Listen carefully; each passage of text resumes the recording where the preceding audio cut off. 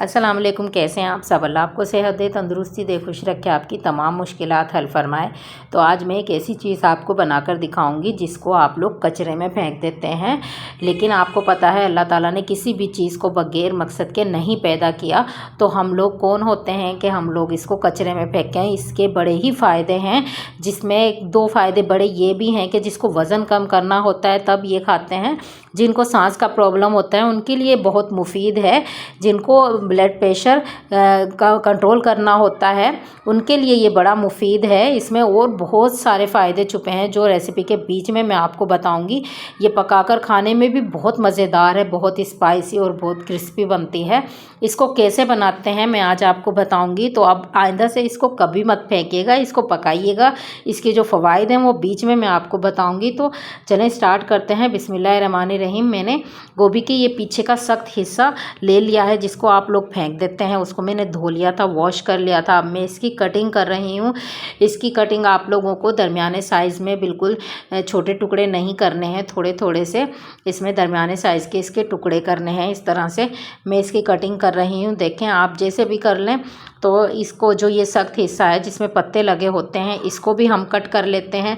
इनका जो अगला हिस्सा है वो थोड़ा सा काट कर हमें फेंकना है, बाकी हम लोग इसको यूज़ करेंगे पकाने में। तो इसको हम लोग कट कर लेते हैं। तो देखें, रफली आप लोग इसको काट लें।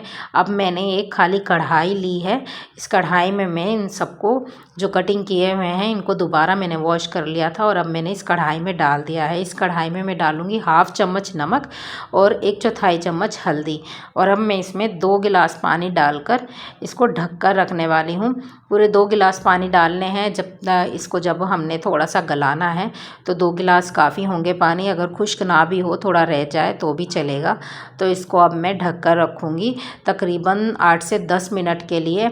दरमियानी आंच आप लोग कीजिएगा, आप फुल आंच या फिर बिल्कुल हल्की आंच मत कीजिएगा, बिल्कुल दरमियानी आंच पे इसको 10 मिनट आप लोग पकाएं। और फिर 10 मिनट बाद देखते हैं इसकी शक्ल। तो ये देखें, हमारे इतने थोड़े से नरम हो चुके हैं। ये ज़्यादा हार्ड भी नहीं है और ज़्यादा नरम भी नहीं है कि इनका हलवा बन जाए। तो ये देखें, इस तरह से हम लोगों ने इसको गलाना है। इसमें आप लोग छुरी से इसको देख लें कि कितना ये गला है और कितना सख्त है। तो इसको दरमियाना रहना चाहिए, बस इतना कि ये टूटे ना, इसके अंदर छुरी आर पार हो, ये टूटे ना, बिखरे ना, बस इतना हमने इसको गलाना है। अब मैं इसको निकाल लूँगी एक प्लेट में। बस इसका पानी जो है आप लोग फेंक दीजिए, ये जो पानी इसमें बचा है। बाकी इसको हम लोग जो है छान कर इसको निकाल लेंगे एक प्लेट में। इस तरह से मैंने इसको एक प्लेट में निकाल लिया है। अब मैं एक बाउल लूँगी, बाउल में मैं इसको डाल लूँगी और इस पर मसाले ऐड करूँगी।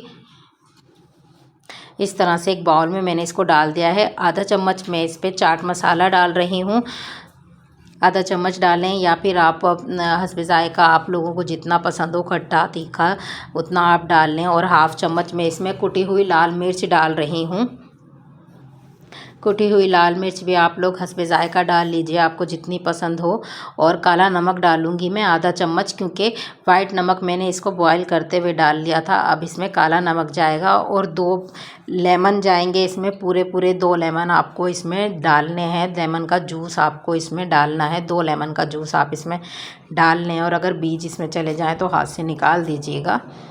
इस तरह से मैंने इसमें 2 लेमन के जूस जो है वो इसमें डाल दिया है। और अब मैं 4 चम्मच भर के इसमें ऐड कर रही हूँ बेसन। 4 चम्मच इसमें ऐड कर दीजिएगा आप लोग। इस तरह से 4 चम्मच हमने बेसन डालना है और इसको मिक्स करना है अच्छा सा। इसको हाथ से मिक्स मत कीजिएगा, ये टूट जाएंगे। तो आप इसको जो बाउल है इसको ही उठाकर हिलाइएगा, तो ये अच्छे से मिक्स हो जाते हैं। इसमें बहुत सारे फ़ायदे हैं, इसमें फ़ाइबर मौजूद होता है। और इसमें जो है इसको आप सैलेड के तौर पे भी बना के खा सकते हैं। इसमें विटामिन ई, आयरन होता है। ये हार्ट के लिए भी बहुत मुफीद है, बहुत अच्छा होता है। तो चलें, अब हम उसको बाउल को एक तरफ रख दिया। अब हम पैन में घी डाल लेते हैं। 3 चम्मच मैंने इसमें घी ऐड किया है। आप लोग ऑयल भी यूज़ कर सकते हैं, ऑयल या घी कुछ भी चलेगा। 3 चम्मच मैंने इसमें डाल लिया था। अब मैं इसको इसमें डाल के फ्राई करूँगी। इसका जायका इतना मज़ेदार होता है कि ये हम लोग जो पकोड़े समोसे खाते हैं, आप लोग अगर इसको इस तरह बनाकर खाएंगे तो ये बहुत ही मज़ेदार बनेगी। ये बहुत ही क्रिस्पी और बहुत ही स्पाइसी बन जाती है। समोसे पकोड़े भूल जाएंगे आप अगर आप इसको बनाकर खाएंगे। और इसमें तो फ़ायदा भी बहुत है कि आप लोगों को इतने सारे विटामिन ए, आयरन मिल रहा है इसमें, कैल्शियम, मैग्नीशियम, फास्फोरस इसमें मौजूद है। ये एक वाहिद सब्ज़ी है जिसमें इतने सारे विटामिन हैं आपके लिए मौजूद हैं, जिसको हम लोग कचरे में डाल देते हैं। वो इतना कारआमद है, अल्लाह ने किसी चीज़ को बग़ैर वजह के नहीं पैदा किया।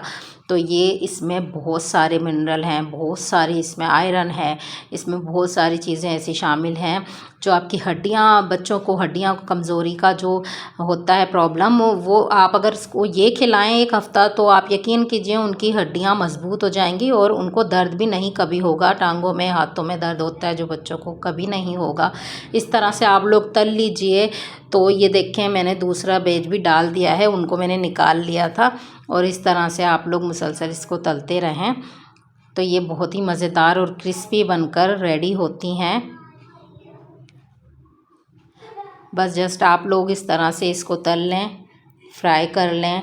तो ये देखें इसका जायका बहुत ही यूनिक और बहुत ही मज़ेदार है। आप लोग बनाकर ज़रूर ट्राई कीजिएगा। ये आइंदा से आप लोग फेंकिएगा मत, इसमें बहुत सारे फ़ायदे छुपे हैं। इस तरह से आप बनाकर खाएं। और अब मैं इस पर एक लेमन और डाल दूँगी ताकि ये बहुत ही मज़ेदार सा, टेस्टी सा बन जाए। फिर आप लोग इसको खाइएगा, बच्चों को खिलाएं।